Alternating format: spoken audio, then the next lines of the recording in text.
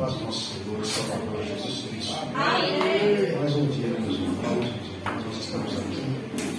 nós estamos aqui com o objetivo, de adorarmos ao nosso Deus Todo-Poderoso. Aleluia. Meus irmãos, eu vou compartilhar uma mensagem com a amada igreja do nosso Senhor e Salvador Jesus Cristo. Essa mensagem se encontra no primeiro livro das Crônicas, e o capítulo é o de número 13, e o versículo de número 14. E diz assim o versículo 14: Assim ficou a arca de Deus com a família de Obed-Edom 3 meses em sua casa. E o Senhor abençoou a casa de Obed-Edom e tudo quanto tinha. Amada igreja de nosso Senhor e Salvador Jesus Cristo, esse homem aqui, Obed-Edom, olha que coisa impressionante nós acabamos de ler aqui nas Escrituras Sagradas. Se nós voltarmos anteriormente, no livro de Samuel, nós vamos observar o seguinte: que a arca de Deus, nos dias do sacerdote Eli e os seus 2 filhos, que não foram homens que honravam a Deus, quando eles eram sacerdotes sobre a nação de Israel. E esses homens foram muito irreverentes com o sacrifício oferecido ao Deus Todo-Poderoso. E por essa razão, esses 2 homens, eles foram mortos, os 2 filhos do sacerdote Eli. Eles também, a Bíblia relata que eles eram tão irreverentes que eles se prostituíam no templo. Eles se deitavam ali na tenda com as mulheres, se prostituíam. Isso chegava aos ouvidos do sacerdote Eli. Porém, ele foi negligente no que diz respeito à correção dos seus filhos. Não fez caso. Mas Deus estava vendo isso, meus irmãos. E chegou o momento de Deus cobrar esses 2 homens o que eles estavam fazendo, sendo irreverentes. E esses 2 homens foram mortos em uma batalha. Esses 2 homens eram tão irreverentes que eles perderam na primeira batalha. Aí pegaram a arca do Deus Todo-Poderoso, e essa arca ela simbolizava a presença do Deus Altíssimo. E eles levam para o campo de batalha, isso sem consultar ao Deus Todo-Poderoso, como se fosse um amuleto, porque esses homens eram tremendamente irreverentes. Eles não temiam ao Deus Todo-Poderoso, e por essa razão eles pagaram com a sua própria vida, com as suas próprias vidas, porque não trataram as coisas de Deus com o devido respeito, com o devido valor, e levaram a arca para o campo de batalha, e perderam a batalha, e a arca do Deus Todo-Poderoso, ela foi levada para a terra dos filisteus.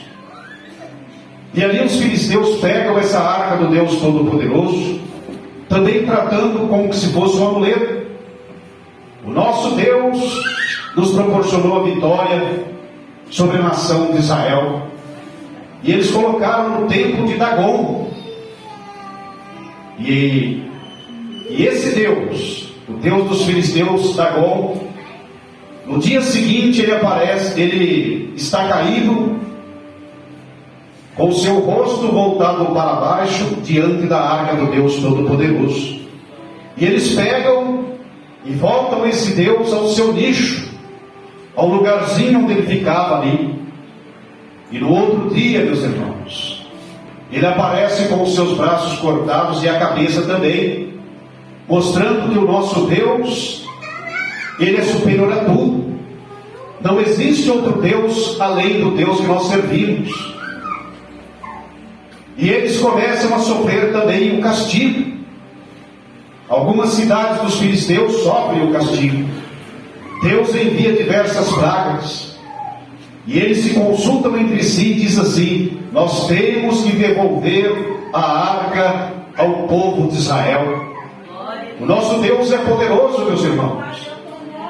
E eles fazem ali um carro novo e enviam presentes também, e põem 2 vacas e soltam esse carro, e ela chega no campo de Josué, ou de José, em Bet-Semes. E ali novamente Deus mata 50.000 homens, 50.070 homens. Por quê, meus irmãos?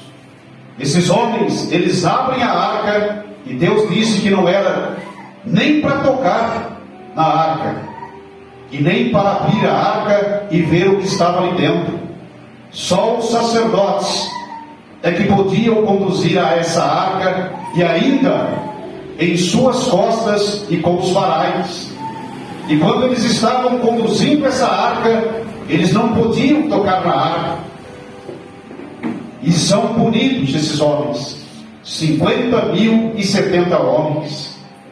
E com esse castigo que eles receberam por causa da desobediência, veja, meus irmãos, essa arca, ela vai parar na casa de Abinadab, um levita, e é consagrado seu filho Eleazar para ser depositário dessa arca, para tomar conta dela.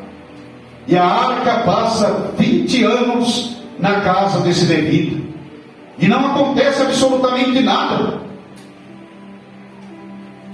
E Davi, meus irmãos, consultando os príncipes e os capitães, ele diz assim: nós temos que buscar a arca do Deus Todo-Poderoso e trazê-la para Jerusalém. Mas eles fazem da maneira incorreta, meus irmãos. Não tratam essa arca com reverência, obedecendo os princípios do Deus Todo-Poderoso, as prescrições que estavam na lei do Deus Todo-Poderoso. Como que eles deviam manipular essa arca, conduzi-la, carregá-la, porque a arca, ela simbolizava a presença desse Deus Todo-Poderoso. E veja, meus irmãos, e ali acontece um fato muito importante. A arca está sendo conduzida de maneira errada, em uma carroça, puxada por vacas, e repentinamente a carroça pende para o lado, e Uzá, que também é um levita, ele estende a sua mão para segurar a arca, e é punido por Deus e morre ali. E Davi fica atemorizado, ele fica com medo. Ele diz assim: como poderei eu conduzir essa arca do Deus Todo-Poderoso a Jerusalém? E a arca, sim, meus irmãos, vai parar na casa de um homem muito simples, um homem pobre, mas um homem temente a Deus. Esse homem era Obed-Edom, ele era um levita, e a palavra de Deus, ali em Crônicas, no capítulo 15, diz que esse homem, ele era tanto porteiro no templo, como também ele foi músico nos dias de Davi. Vejam, meus irmãos, ou melhor, deixa eu fazer uma correção. Nesses dias, ainda o templo não tinha sido construído, era apenas um tabernáculo, mas ele era, Uzá era porteiro, e era também, estava entre os cantores, aqueles que louvavam a Deus nos dias de Davi. Então, meus irmãos, e veja, a arca passa apenas 3 meses na casa desse homem, e a palavra de Deus afirma para nós que esse homem simples, anônimo, por ele ter recebido a presença de Deus com reverência, por ter tratado com tanto carinho a presença de Deus, esse homem, ele foi abençoado em tudo. A sua casa prosperou. E assim também, meus irmãos, é conosco, é com a amada igreja de nosso Senhor e Salvador Jesus Cristo. Como nós recebemos a salvação que nosso Senhor e Salvador Jesus Cristo, ele possibilitou para nós, meus irmãos, quando entregou a sua vida ali no Monte Caveira, derramando o seu sangue por nós e entregando o seu corpo também. Então, meus irmãos, nós temos a presença desse Deus Todo-Poderoso, porque somos filhas e filhos desse Deus Altíssimo, E se nós tratarmos a presença desse Deus, o Espírito Santo de Deus que nos guia está em nós, meus irmãos, nós vamos ser abençoados, assim como Obed-Edom. Nós vamos ter vitória, nós vamos ser vencedores nas batalhas que enfrentamos, porque Deus sempre estará conosco. Precisamos, meus irmãos, ter muito cuidado com a maneira que nós servimos a esse Deus Todo-Poderoso, e não sermos também como Abinadab e Abiú, que trouxeram fogo comum para acender a lamparina do templo. O fogo tinha que ser tirado do altar de sacrifício, ou das brasas do altar do sacrifício. Esses homens embriagados, eles pegam o fogo comum e trazem para acender as lâmpadas, e é punido por Deus. Então, meus irmãos, se nós estivermos na presença desse Deus Todo-Poderoso, estivermos honrando esse Deus Todo-Poderoso com o nosso procedimento, com a nossa maneira de viver, pode ter certeza de uma coisa: Deus vai nos abençoar, Deus vai entregar nas nossas mãos a vitória, porque Ele entregou nas mãos de Obed-Edom a vitória, porque esse homem recebeu a presença de Deus com carinho, a respeitou, tratou com reverência, e não foi como os demais. Meus irmãos, Deus está conosco, está com a igreja. Eu não estou dizendo aqui que nós não podemos falhar, nós falhamos, mas, meus irmãos, se somos sinceros com esse Deus Todo-Poderoso, se andamos na sua presença, nós vamos ser vitoriosos, vamos ser abençoados como foi Obed-Edom.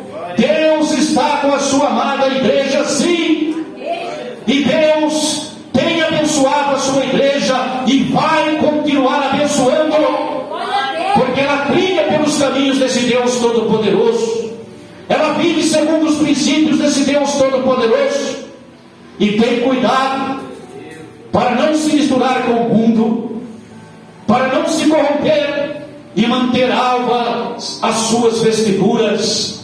Por essa razão, meus irmãos, Deus está com a sua igreja, a vitória dela, Deus está disposto a abençoar a sua igreja, já tem abençoado, Ele tem posto por terra as barreiras. Ou isso não é verdade?